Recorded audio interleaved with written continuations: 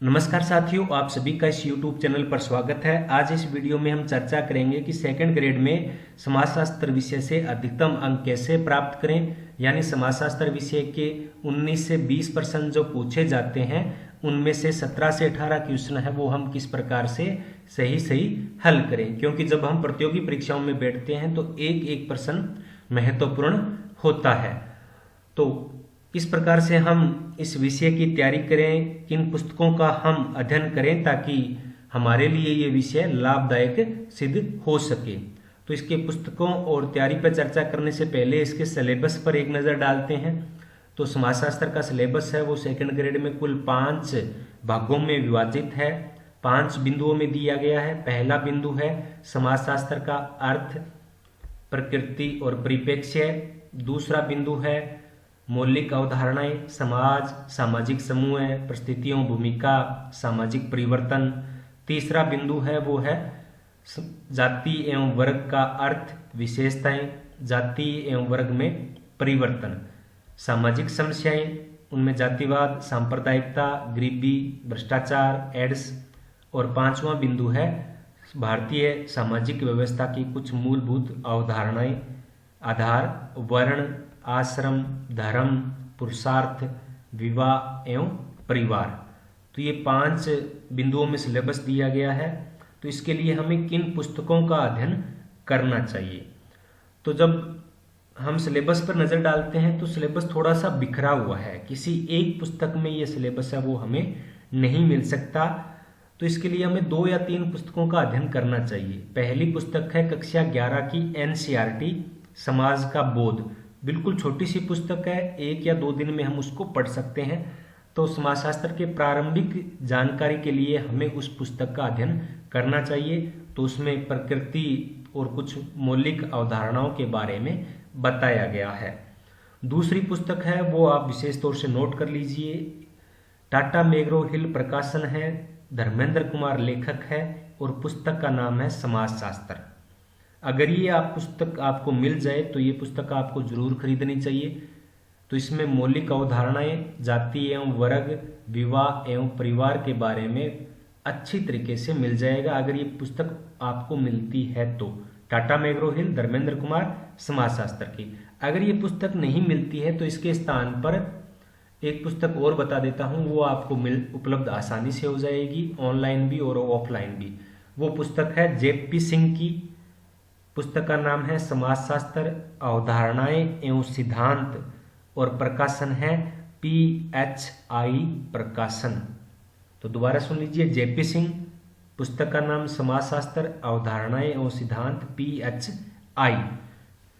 और एक बिंदु और रह जाता है सामाजिक समस्याओं का। तो इसके लिए आपको अलग से पुस्तक खरीदने की आवश्यकता नहीं है। अगर आप चाहते हो कि हमें इसके लिए पुस्तक ही चाहिए तो इसके लिए आप राउत पब्लिकेशन की 2 पुस्तकें हैं। एक पुस्तक है राम आहूजा की, उस पुस्तक का नाम है सामाजिक समस्याएं। तो आप ये पुस्तक भी खरीद सकते हो। और दूसरी पुस्तक है GL शर्मा की, ये भी राउत पब्लिकेशन की है। इस पुस्तक का नाम है सामाजिक मुद्दे। तो ये 3 पुस्तकें हैं जिनसे आप अध्ययन कर सकते हैं। लेकिन आप ये सोचते हो कि सिलेबस छोटा है, इसके लिए हमें 3 पुस्तकें ना पढ़नी पड़े, तो इसके लिए आप इस वीडियो के डिस्क्रिप्शन में एक टेलीग्राम का चैनल का लिंक दिया हुआ है, वहाँ आपको इसके लिए नोट्स, टेस्ट सीरीज और वीडियो उपलब्ध हो जाएंगे। आप इस YouTube चैनल में भविष्य में इन जो बिंदु है इनसे रिलेटेड आपको वीडियो भी उपलब्ध करवा दिए जाएंगे। तो आप इस चैनल को सब्सक्राइब कर दें ताकि आपको ये वीडियो है वो मिलते रहें। और अगर आप टेस्ट सीरीज ज्वाइन करना चाहते हो तो नीचे टेलीग्राम चैनल का लिंक दिया गया है। और आप अगर स्वयं पढ़ना चाहते हो तो 3 पुस्तकें हैं आपको बता दी गई है। कोई भी प्रश्न होता है जब ऑब्जेक्टिव टाइप होता है तो उसके लिए हमें ज़्यादा से ज़्यादा ऑब्जेक्टिव टाइप क्वेश्चनों को हल करने की आवश्यकता रहती है। इसलिए टेस्ट सीरीज है वो थोड़ा सा हमारे लिए कारगर रहती है। तो हमें ज़्यादा से ज़्यादा जितना हो सके अपने सिलेबस से रिलेटेड जो पिछले वर्षों के प्रश्न आए हैं या जहाँ कहीं भी ऑब्जेक्टिव टाइप क्वेश्चन मिले उन सब का अध्ययन करना चाहिए। तो अब हम पिछले 3 जो पेपर हैं उनको हल करने का प्रयास है वो करेंगे। तो पहले बात करते हैं 2018 के पेपर की, उसमें किस प्रकार से समाजशास्त्र विषय के प्रश्न है वो पूछे गए हैं। तो पहले बात करते हैं कि मैक्स वेबर के अनुसार समाजशास्त्र सामाजिक का व्याख्यात्मक बोध है। तो मैक्स वेबर है वो सामाजिक क्रिया की बात करते हैं, तो इसका सही आंसर क्या होगा? क्रिया। निम्नलिखित में कौन सा समाजशास्त्रीय परिप्रेक्ष्य का एक स्वरूप नहीं है?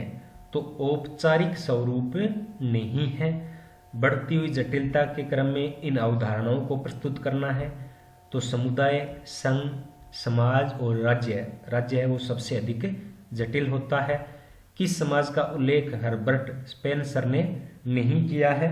तो इसका सही आंसर होगा जटिल समाज, क्योंकि हर्बर्ट स्पेंसर ने 3 प्रकार के समाज बताए: सरल समाज, मिश्रित समाज, दोहरे मिश्रित समाज।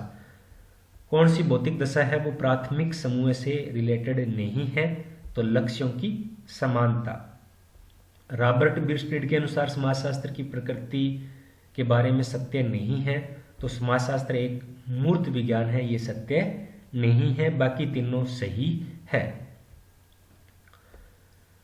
कौन सी अवधारणा का अर्थ सामाजिक परिस्थिति में एकल सहयोगी भूमिका नहीं, बहुत सारी भूमिकाओं की श्रृंखला से होता है? यानी एक परिस्थिति से बहुत सारी भूमिकाओं की श्रृंखला जुड़ी होती है, तो उसको बोलते हैं भूमिका प्रतिमान। कौन सा है वो चक्रीय सिद्धांतों को सही क्रम में प्रस्तुत करता है? तो अर्नोल्ड। तो इसमें हम सही क्वेश्चन है वो ये पहला है, स्पेंगलर, सेरोकिन और टाइबनी। आगे है कि एक वर्ग की विशेषता नहीं है, तो वर्ग प्रदत्त परिस्थिति है, ये इसकी विशेषता नहीं है, क्योंकि वर्ग है वो अर्जित परिस्थिति है। जाति क्या है? प्रदत्त होती है। तो समान आय, समान व्यवसाय होता है, तो उन लोगों के समूह को समाजशास्त्र में क्या कहा जाता है? सामाजिक वर्ग। तो आप देख रहे हो कि जाति और वर्ग से भी काफी प्रश्न पूछे जा रहे हैं, और जो मौलिक अवधारणाएं हैं उनसे भी प्रश्न वो पूछे जा रहे हैं। घनिष्ठता के अभाव वाले समूहों को क्या कहा जाता है? प्राथमिक समूह, क्योंकि प्राथमिक समूह में घनिष्ठता का अभाव नहीं होता, बल्कि घनिष्ठता प्रचुर मात्रा में होती है। अनहिलेशन ऑफ कास्ट पुस्तक के राइटर हैं BR अम्बेडकर। अगला है कि किसी निजी लाभ के लिए जब हम सार्वजनिक पद का दुरुपयोग अपने हित में करते हैं तो उसे क्या कहते हैं? भ्रष्टाचार कहते हैं। किस प्रकार की निर्धनता में कुछ समूहों के जीवन यापन की स्थितियों एवं अधिकांश जनसंख्या को प्राप्त स्थितियों के मध्य अंतर के मापन में सम्मिलित किया जाता है? तो सापेक्षिक निर्धनता। कौन सा जाति व्यवस्था की विशेषता नहीं है? तो जाति व्यवस्था की विशेषता नहीं है, तो जाति व्यवस्था की है कि अर्जित परिस्थिति है, उस जाति व्यवस्था की विशेषता नहीं है, क्योंकि जाति क्या है? प्रदत्त होती है। तो इसमें सही आंसर होगा 3। मोक्ष जीवन का चरम उद्देश्य और मानव की आंतरिक आध्यात्मिक अनुभूति का प्रतीक है, तो ये किसने कहा था? KM कापड़िया ने कहा था। कौन सा पंच महायज्ञ गृहस्थ द्वारा संपादित नहीं किया जाता है? तो ऋषि यज्ञ वो नहीं किया जाता है। कौन सा सिद्धांत परिवार की उत्पत्ति से रिलेटेड नहीं है? तो इसका सही आंसर है यौन साम्यवाद का सिद्धांत। इसका आवासीय सिद्धांत भी हो सकता है, लेकिन RPC ने यौन साम्यवाद का सिद्धांत को इसका सही आंसर माना है। अब बात करते हैं उससे पहले वाले 2018 में जो नॉन TSP के लिए पेपर आया था उस पर कि समाजशास्त्र किसके अध्ययन से संबंधित है? तो क्या है का अध्ययन करता है। स्वरूपात्मक संप्रदाय के साथ किसका नाम जोड़ा जाता है? तो सिमेल को जोड़ा जाता है। तो इसके लिए हम एक छोटा सा होते हैं सिम्मे विटा, एक सूत्र है, वो हम आगे के वीडियो में बताएंगे। आगे 79 का सही आंसर है कि विज्ञान, समाजशास्त्र एक विज्ञान है क्योंकि ये वैज्ञानिक पद्धति का अध्ययन करता है। समाजशास्त्र में भारत में समाजशास्त्र के जनक कौन माने जाते हैं? तो भारत में विदेशी समाजशास्त्र की बात करें तो पैट्रिक गिड्स ने 1914 में समाजशास्त्र की नींव डाली थी। और जब हम भारतीय समाजशास्त्र के पिता के तौर पे देखते हैं तो जीएस गुरियो को देखते हैं, तो दोनों ही आंसर सही प्रतीत होते हैं, इसलिए आरपीसी ने इसे डिलीट कर दिया है। समाज सामाजिक परिस्थितियों का जाल होता है, ये किसने कहा? बीयरस्टेड ने कहा। तो प्रश्न है वो बहुत कोई ज्यादा टफ नहीं आ रहे हैं। हर्बर्ट स्पेसनर द्वारा प्रतिपादित समाज का मॉडल आवश्यक रूप से क्या है? साम्यवादी था। भूमिका पुंज की अवधारणा किसने दी थी? मर्टन ने दी थी।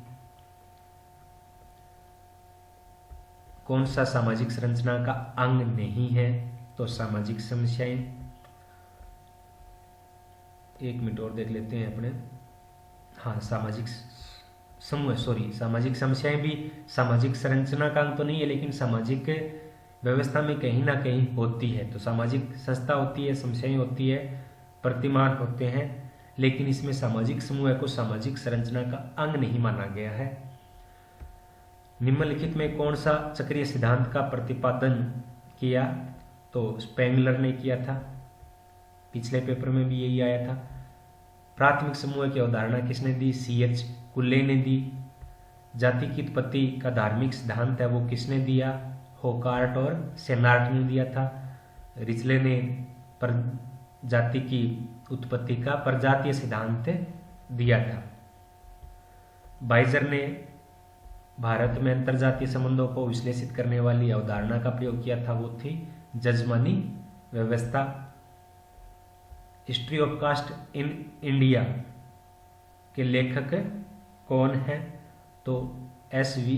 केतकर। कौन सी विशेषता वर्ग में नहीं पाई जाती है? तो अंतर विवाह नहीं पाए जाते हैं, क्योंकि बहिर्विवाह भी वर्ग में होते हैं।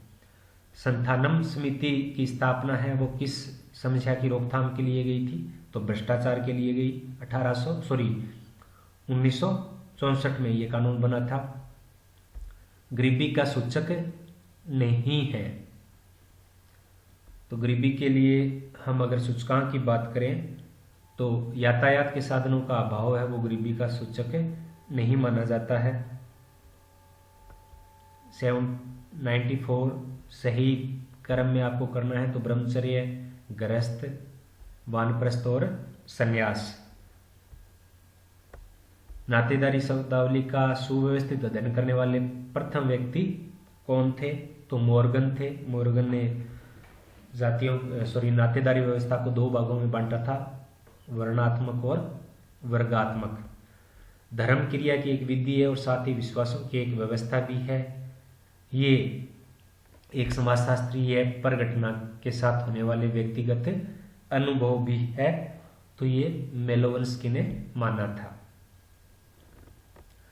अब बात करते हैं उससे पहले वाले पेपर की।